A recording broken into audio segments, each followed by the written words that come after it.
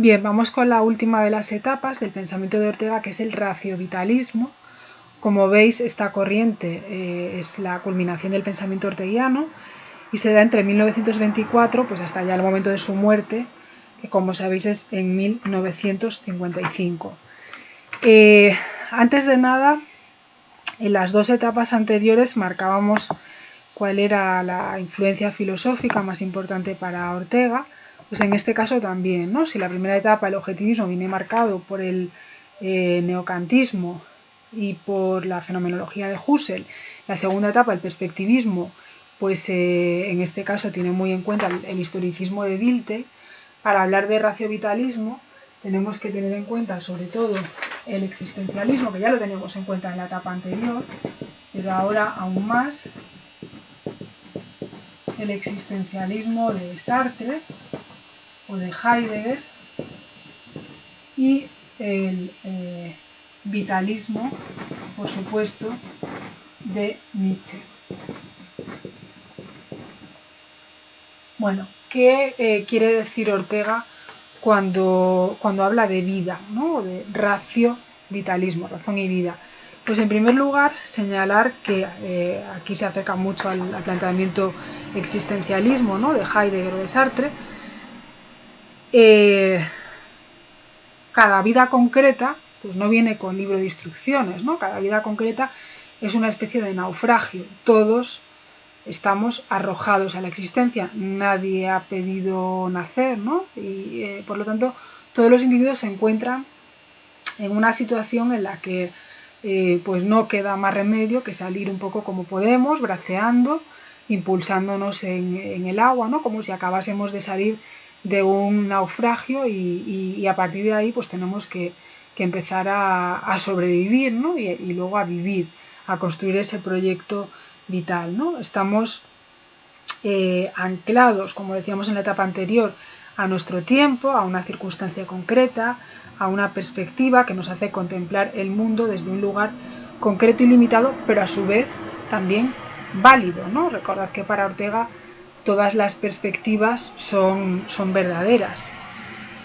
Sin embargo, Ortega encuentra que además de esa experiencia vital, ¿no? ese vivir situado de una manera concreta en la experiencia, el individuo también tiene razón, ¿no? Estamos vivos, tenemos vidas concretas, pero a la vez tenemos razón. Somos seres racionales.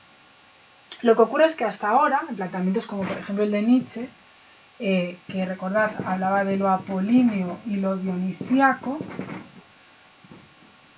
esas dos tendencias del individuo se tendían a contraponer, ¿no? Para Ortega lo que hay que hacer es de nuevo una reconciliación. Esta vez hay que reconciliar la vida con la razón. ¿Por qué? Bueno, pues porque hablar de un ser racional es completamente absurdo. Hasta ahora el ser humano pues, se ha definido mayoritariamente como el animal racional.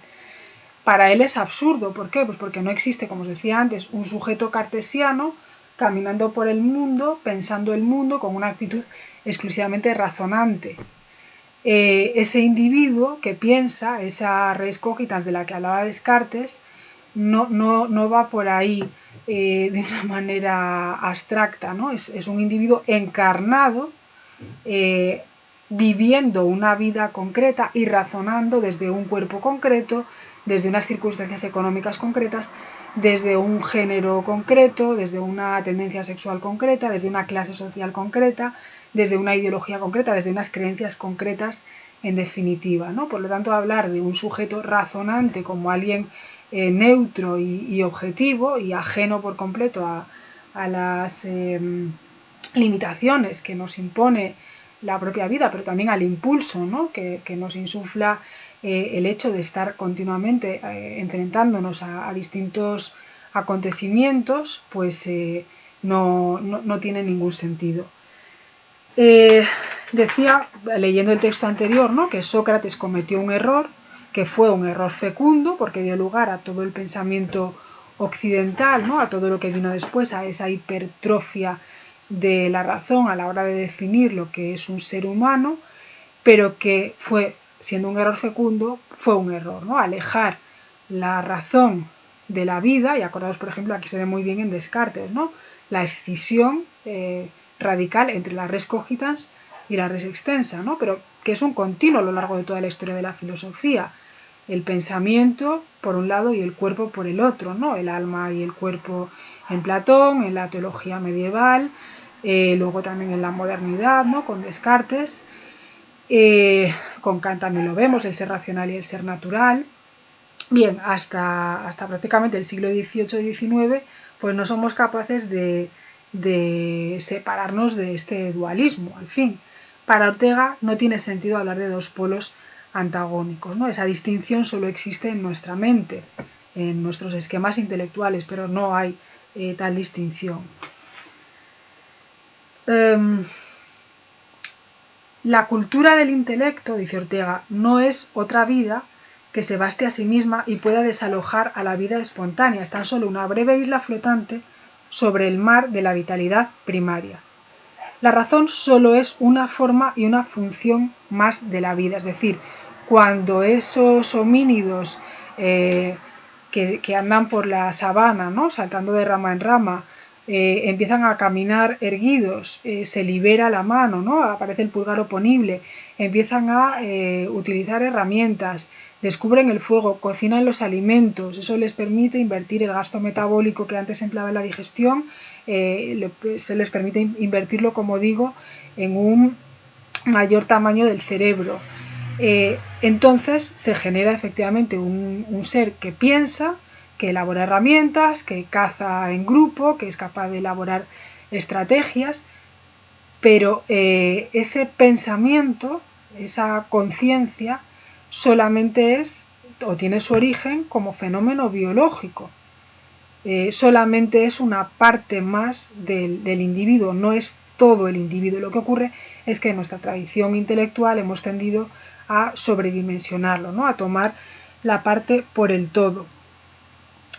La vida, dice Ortega, en cambio, conserva un residuo arcano que desconfía de todo análisis. Esto tampoco le lleva a Ortega a renunciar a la razón, ¿no? Y a refugiarse en el puro irracionalismo de algunos autores, como por ejemplo Schopenhauer, o incluso, bueno, se podría hablar no exactamente de Nietzsche como irracionalista, pero sí, bueno, pues hay una crítica bastante interesante, ¿no? a la razón. Para Ortega lo que hay que hacer es reconciliar la razón y la vida, darse cuenta de que el individuo que razona lo hace desde su propia vida, ¿no? Desde una experiencia vital concreta. Lo tenéis en el esquema, ¿no? En el PowerPoint. Dice, es un intento, el racionalitalismo es un intento de conciliar la vida con la razón, superando las contradicciones que se dan entre ambas. La razón se da en la vida y está limitada por otros aspectos de las vivencias que se escapan a sus límites.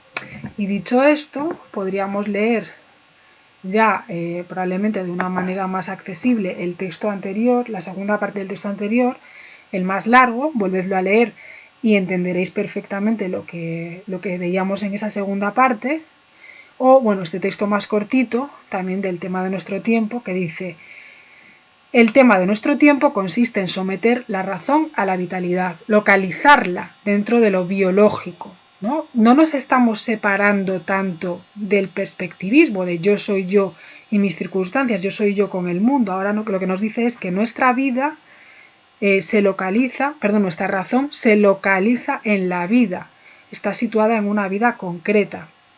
Dentro de pocos años parecerá absurdo que se haya exigido a la vida ponerse al servicio de la cultura, ¿no? La cultura solamente es un fenómeno más de ese despliegue que es biológico al principio, de ese despliegue que se da en el individuo.